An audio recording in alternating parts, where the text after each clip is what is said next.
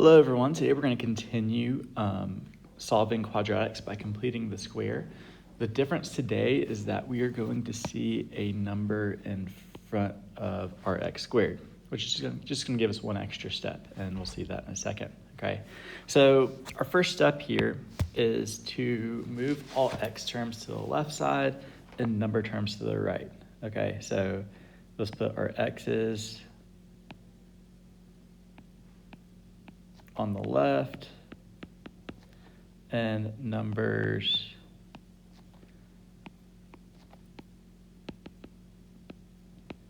on the right. So this thing is going to become 3x squared plus 6x is equal to 48. So I had to make 6x positive because I moved it to the left side. I had to make 48 positive because I moved it to the right side. Okay, so our next step is that we're going to divide all terms by a leading coefficient.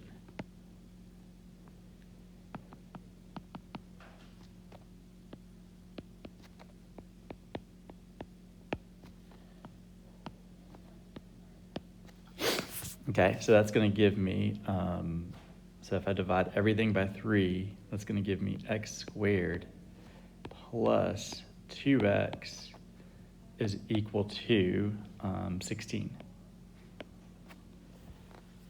Okay, and now it's just like what we did yesterday. So we're going to find half of the x term, square it, and add it to both sides.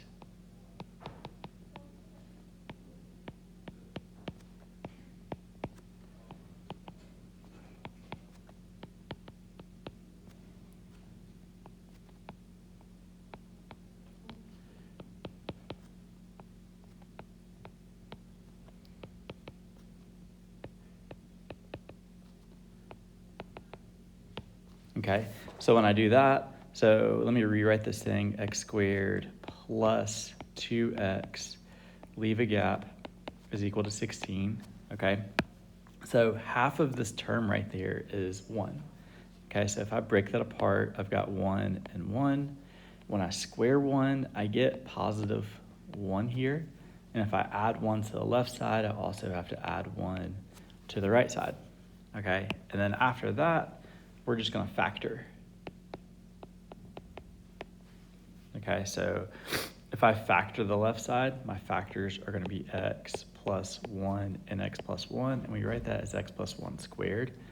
Okay, on the right side, 16 plus 1, that's going to be 17. Okay, and then our last part is just to solve this thing. So we have this x plus 1 squared is equal to 17. We're going to take the square root of both sides. Okay, so when I take the square root of this and the square root of this, my left side is just going to become x plus 1. The right side, I can't take the square root of 17, so it's just plus or minus root 17.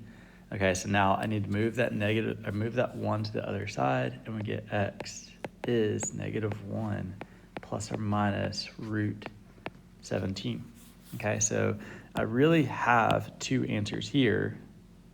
Okay, one of my answers is negative 1 plus the square root of 17, and the other answer is negative 1 minus the square root of 17. So if root 17 was a perfect square, I would actually have two different numbers here. All right, but I can't combine those, so I can leave it like this. So here's another example. So again, first step, let's move all of our x's to the left side. So that'll be 5x squared minus 40x is equal to negative 75. So the 40x had to become negative because I moved it. 75 also had to change signs because I moved it. Okay, so now we're going to divide everything by this 5 that we have in front here. So divide by 5 here, divide by 5 here, and divide by 5 here.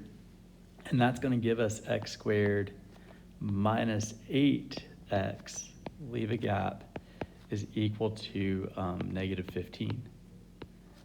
Okay, So our next step, we're gonna break this -8 in half, and that's -4 and -4.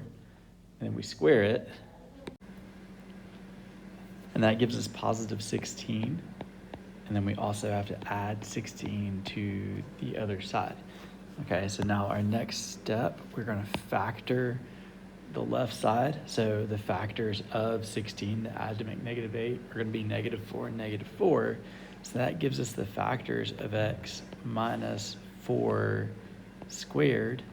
Okay, simplify the right side, -15 plus 16, that's positive 1. Okay, so now our next step, we're going to take the square root of both sides. So the square root of this is just going to cancel out the radical, or the exponent and the radical. Okay, so I just have x minus 4 on the left side. The square root of 1 is going to be positive or negative 1. Okay, so now for my solve step, I'm going to have two different equations. X minus 4 is either equal to positive 1, or x minus 4 is equal to -1. So we're going to add 4 to both sides, and we either get x is equal to 5. That's one of our solutions. Add 4 over here, and we get x is equal to 3. And that is our other solution. Okay, let's take a look at one more example here. So again, our first step, get our x's on the left, numbers on the right. Okay, so that's going to be 2x squared plus 12x, but I have to move that -14 to the right side, so that's going to become a positive 14. Okay. So now I need to get rid of that leading coefficient, so I'm going to divide everything by 2. Okay, and that will become x squared plus 6x. We're going to leave a gap here, is equal to 7. Okay, so now we break that 6 in half, and that's going to be 3 and 3. Both of those are positive. And then 3 squared is actually positive 9. And then we also have to add 9 to the other side of our equation. All right, now we're going to factor our left side. So our factors of this thing are going to be x plus 3 and x plus 3. So we write that as x plus 3 squared. Okay, simplify the right side. 7 plus 9, that is going to be 16. Okay, now take the square root of both sides. So the square root of this and the square root of this. On the left side, we're just going to have x plus 3. On the right side, we're going to have positive or negative. Square root of 16 is 4. Okay, and now we're going to solve. So I have two different equations here. I either have x plus 3 is equal to 4, or x plus 3 is equal to -4. And we're going to subtract 3 from both of those. So here we get x is equal to 1. That is one of our solutions. Over here, we're going to get -7. And that is the other solution here. Okay, so you should be comfortable solving quadratics by completing the square and really just following these steps.